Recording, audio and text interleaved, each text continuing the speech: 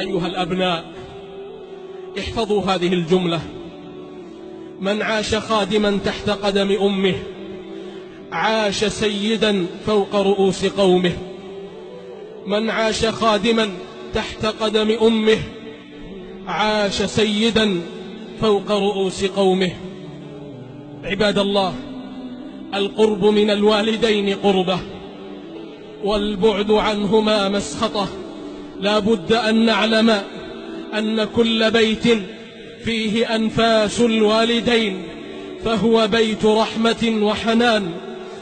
الوالدان أفنيا الأعمار وأنفق الأموال علينا صغارا، تعلقت قلوبهم بنا كبارا، حتى إذا احدودب منهم الظهر وتقاربت الخطى وارتعشت الأطراف وأنهكتهما الأمراض وزارتهما الأسقام، وابيض منهما ما كان أسودا واسود منهما ما كان أبيضا، واشتد منهما ما كان لينا ولان منهما ما كان مشتدا، تعقلهم الشعرة ويتعثرون بالبعرة، يجازون بعد ذلك كله بالإعراض والنكران. تأملوا يا رحمكم الله وصف هذه اللحظات في القرآن العظيم: إما يبلغن عندك الكبر أحدهما أو كلاهما فلا تقل لهما أف ولا تنهرهما، وقل لهما قولا كريما، واخفض لهما جناح الذل من الرحمة، وقل رب ارحمهما كما ربياني صغيرا. رب ارحمهما كما ربياني صغيرا.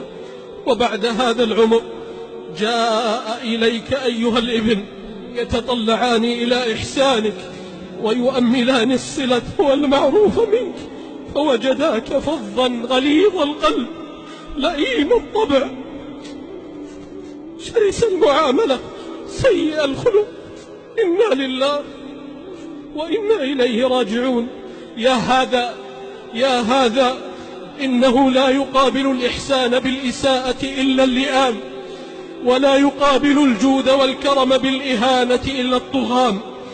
وربي لا يفعل ذلك إلا من غلبت عليه شقوته وأعماه شيطانه وأضله هواه.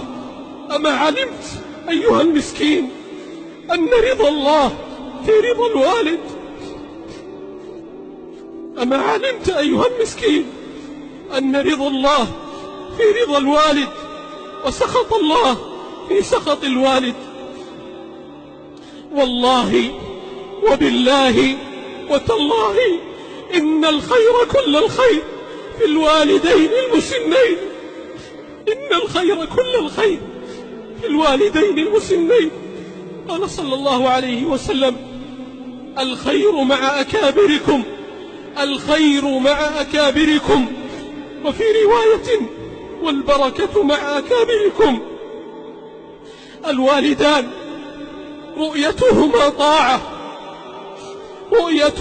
طاعة وحديثهما قربة ودعاؤهما بركة وطاعتهما حسنة. بكى أحد السلف عند